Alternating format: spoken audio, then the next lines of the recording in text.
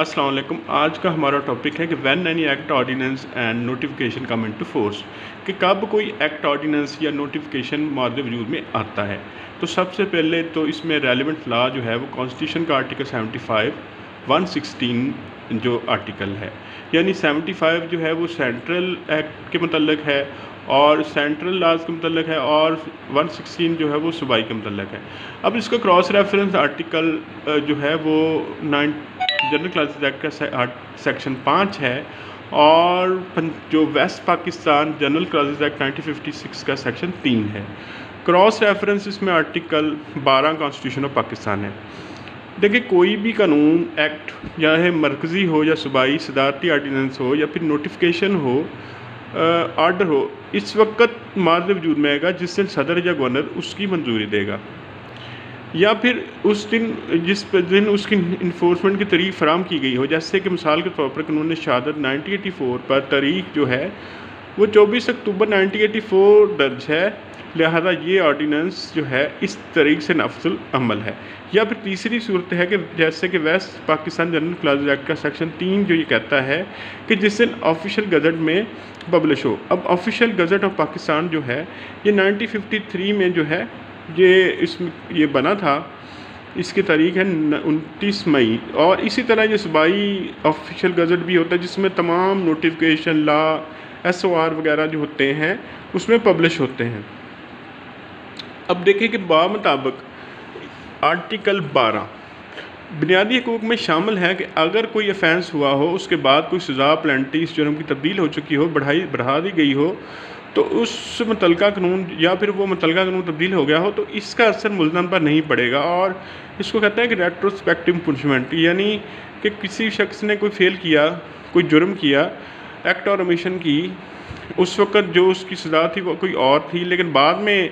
कानून में तब्दीली आ गई, तो उस शख्स को जो कानून तब्दील शुदा है उसके मुताबिक उसको सज़ा या उस नहीं दी जाएगी, ना ही उसकी पेनल्टी जो है उसको दी जाएगी, बल्कि उसको उस कानून के मुताबिक डील किया जाएगा कि जो कि साबका जो था जब उसने वो फेल किया। तो ये जो डेट ऑफ इन्फोर्समेंट जो है ना किसी कानून की, वो जानना इसीलिए ही ज़रूरी होता है कि जब कल को कोई केस आपके पास आता है और आप देखते हैं कि एक शख्स को जो है वो कोई ऐसे जुर्म में मुलव्वस कर दिया जाता है कि जब उसने वो फेल किया, जिस तरीके की जो FIR में स्टोरी है उस वक्त जो था वो कानून मौजूद नहीं था, बाद में मार्ज़ वजूद आया। तो आपने क्या देखना है, आपने ये तीनों सूरतें देखनी है कि क्या जो है वो सदर या गवर्नर ने जैसा भी सूरत हाल है, अगर जैसे मिसाल के तौर पर पंजाब का कोई जो लॉ है या कुछ सदारती सेंट्रल लॉ है, उसमें अगर कोई उसमें जो तब्दीली आई है तो आप उसको देखेंगे, या जिस दिन आप देखेंगे कि कोई जो उसमें आया है ना बाद में कोई अमेंडेड लॉ आया है तो उसकी इन्फोर्समेंट की तारीख जो है वो कौन सी है,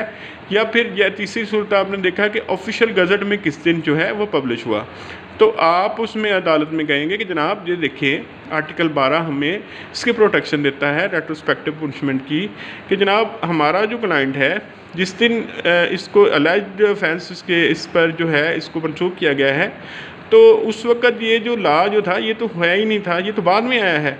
तो ये बात जो है ये बुनियादी हकूक़ जो है आर्टिकल 12 जो है, ये आपने देखा है ना कि पहला चैप्टर आर्टिकल 8 से लेकर 28 तक जो है कॉन्स्टिट्यूशन का वो बुनियादी हकूक़ फराहम करता है, और उसको अदालतें जो है वो प्रोटेक्ट करती हैं बुनियादी हकूक़ को। तो ये बुनियादी हकूक़ है एक शख्स का कि उसे उस फेल की सज़ा जो है वो उतनी ही दी जाए कि जितनी कि कानून में जब उसने को फेल किया उस वक़्त वो कानून था। तो ये देखें कि ये जब भी कोई ऑब्जेक्टिव टाइप आता है ना कंपटीशन एग्ज़ाम में, तो उसमें आपको याद करना पड़ेगी कि ये तरीक़े उसकी याद करना पड़ती हैं, और उसके बाद आपको ये देखिए जनरल नॉलेज और प्रैक्टिस पॉइंट ऑफ व्यू से भी ये लेक्चर जो है ये इम्पॉर्टेंट है कि कैसे कानून जो है वो मार्ज़ वजूद में आता है। तो देखें कि इसके साथ अगर आप और दो चीज़ें देखें ना, तो आर्टिकल जो है 89 जो है वो ऑर्डिनेंस के मतलब है, वो ऑर्डिनेंस आप जो सदारती ऑर्डिनेंस होता है वो आर्टिकल 89 के तहत जो है वो बनता है। तो आपको उम्मीद है कि आज का लेक्चर जो है वो हमारा पसंद आएगा, और इस लेक्चर में हमने यही डिस्कस किया है कि कैसे कोई कानून जो है वो मार्ज़ वजूद में आता है। और 75 और आर्टिकल 116 के तहत कॉन्स्टिट्यूशन में ये प्रोवाइड किया गया है कि क्या तरीक़ाकार जो है वो कॉन्स्टिट्यूशन का होगा। और जनरल क्लासेस एक्ट जो है वो उसमें ये बताया गया है सेक्शन 5 में कि कैसे उसकी जो है मंजूरी होती है, असेंट होती है गवर्नर या फिर सदर की। और वेस्ट पाकिस्तान जो है जनरल क्लासेस एक्ट 1956 उसका सेक्शन 3 में यही रेफरेंस जो है वो फ्राहम करता है। तो thank you so much for watching my video.